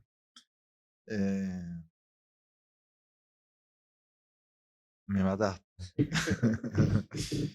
Pero nada, un italiano sentimentaloide, seguro. ¿O Fabio no? No, Fabio, no, soy recontra antiépico. Héctor Scola no entra en... No, yo creo que en el cine, bueno, yo soy fanático de la música italiana romántica, ¿no? Y creo que en el cine se percibe todavía eso, en el cine italiano, que es un poco mi primera infancia. Entonces, es como que yo creo que un director o una directora italiana podría captar eso que tiene, porque todos en nuestra esencia está en la primera infancia, ¿no? Todo artista siempre vuelve a su infancia para narrar lo más profundo de su persona, de liberarlo. Y bueno, yo creo que sí, que alguien que haya vivido ese mismo contexto me identificaría. Siguiente pregunta es, ¿qué le dirían a Dios? Por favor, existí, le diría. ¿Qué le diría? Mm, Puede quedar desértica si quieren. no sé. Es que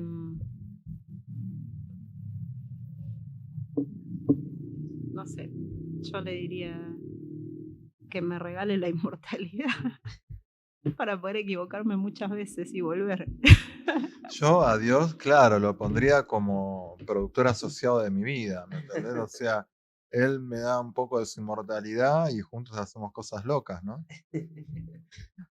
Bueno, las últimas dos. Una frase o palabra que no los identifique. Palabras que no me Sí, identifiquen, puede ser una frase o una palabra que sientas que no te identifique. un montón. Señorita. Señorita, sí, señora, señorita, es una palabra horripilante. No señorita de maestra del colegio, eso no. Es como esto, señora, es una palabra que te coloca como a merced de y como que no existís sin la otra persona y es algo feo. No sé, siempre desde que era niña y me decían, vos ya sos una señorita, y yo me deprimía automáticamente y me quería pegar un corchazo, más o menos. Nada, me parece que esa clasificación del ser humano adulto, por lo menos mujer, es como horrible. O sea, antes sos un niño, una niña, un niño, alguien libre que no tiene que clasificar en nada y después pasas a ser ya algo que pertenece a una sociedad vetusta que te va a poner en un lugar y que te va a condenar y te va a montar de prejuicios. Me parece nada, eso es como, esa palabra es horrible. Siempre la sentí, me hizo mal en el cuerpo, digamos. Ya la mía. Sí, a veces me molesta cuando me dicen documentalista, pero porque me lo dicen en el modo que me lo dicen, porque es como cuando uno quiere plantear modos de producción y de realización diferentes dentro de la ficción, me dicen, no, vos porque sos documentalista. Entonces, de repente viene un crítico y dicen los documentalistas, Virna Molina, Ernesto Arrito, qué sé yo, y te lo dicen como para justificar que uno hace algo diferente y no se miran a ellos mismos diciendo por qué produzco de esta manera, ¿me entendés? Somos todos cineastas y donde no hay límite. De hecho, me encantó la otra vez que Virna justo dio una charla porque El libro del día. el libro de María Iribarren. Iribarren sobre 4 mujeres que hacen cine, Albertina Carri, con la cabeza. Martel, Virna y Carmen Guarini. Y entonces, bueno, empezaron a hablar del cine y la mujer, qué sé yo, y después terminó todo yendo hacia la estética, porque claro, se hablaba de estética también, y se hablaba del híbrido. Y el híbrido en el cine, que es el donde no hay límites entre la ficción y el documental, tiene que ver también con un concepto no binario de la humanidad, donde no todo es clasificable, donde no puede haber una palabra que te agreda porque queda en una zona neutra porque vos estás en ese no binarismo, ¿me entendés? Y esa libertad absoluta que un poco nosotros la sentíamos con el cine documental, porque el cine documental vos podés hacer los elementos como quieras. Partiendo de Raimundo podríamos haber hecho cualquier estética de película, porque nada, porque te vas encontrando con todo nuevo, impredecible. Y eso parece que la ficción no lo tiene, que ya partís de un guión, que se filma el guión, que se monta el guión. Y no, ¿me entendés? O sea, vamos a la ruptura total. No importa qué es documental, qué es ficción. Es una película lo que vos estás narrando y lo que le estás provocando al espectador. Y yo creo que, bueno, que eso es hacia donde nosotros nos sentimos más cómodos, ¿no? Y más liberador en este momento. No clasificar, no palabras clasificatorias de nada. Bueno, ya la última pregunta. Les repito, siéntase con total libertad de encararlas hacia donde ustedes los remitan. La pregunta es desde acá, ¿cómo ven a los que están allá? ¿A los que están muertos? Algunos lo toman para ese lado, quizás otros con un juego poético, algo social, hacia donde ustedes los remitan. Ajá. Desde acá, como vemos a los que están allá. Em, yo lo que veo es que evidentemente los de acá, como vemos a los que están allá, si me paro desde el otro lugar, evidentemente los que están allá nos ven a nosotros que estamos acá. Son fuerzas en pugna, ¿no? Porque y ellos están allá y nosotros estamos acá porque estamos por algo separados. Creo que lo que tenemos que hacer no es tratar de transformar a los que están allá o de combatirlos o demás, sino entender por qué están allá y por qué nosotros estamos acá. Entonces, digo, la cuestión es tratar de entender esa lógica, y si está bien y nos hace bien que ellos estén allá y que nosotros estemos acá, bárbaro, que siga existiendo, pero si eso nos está cagando la vida sistemáticamente o destruyendo, tendríamos que tratar de cambiar las reglas del juego, me parece. Simplemente es cambiar las reglas del juego para que esa situación se transforme. Sí, a mí me llama mucho la atención. Incluyendo muertos y vivos, ¿eh? Sí, en este código. En todos los momentos complicados de la historia, como el prenazismo, o Argentina desde el 2010, podemos decir, desde no sé, esa cuestión de generar una grieta, de generar siempre un odio hacia el que piensa diferente o al que ve el mundo de forma diferente, y generar esa división en la sociedad, ¿no? Yo creo que tenemos que ser conscientes de eso. O sea, yo cuando era más chico sí era muy prejuicioso, es decir, no me podía poner a hablar con un macrista, por ejemplo, porque sentía que era el enemigo, pero también porque había una construcción de esa cuestión de pertenencia a partir del odio hacia otra persona, como los equipos de fútbol, ¿no? De que también me parece una pelotudez que haya, digo, las rivalidades, digo, le sirven siempre a otra tercera persona que es la que está planificando que tu rivalidad en realidad es un elemento que sirve cuantitativamente para llevarse una ganancia, ¿no? O una especie de poder. Y yo creo que tenemos que ser conscientes de eso, los del más allá y los del más acá, que esa frontera en realidad es una frontera, digamos, artificial que alguien está inventando para hacernos mierda a los dos, ¿no? Y bueno, yo creo que eso.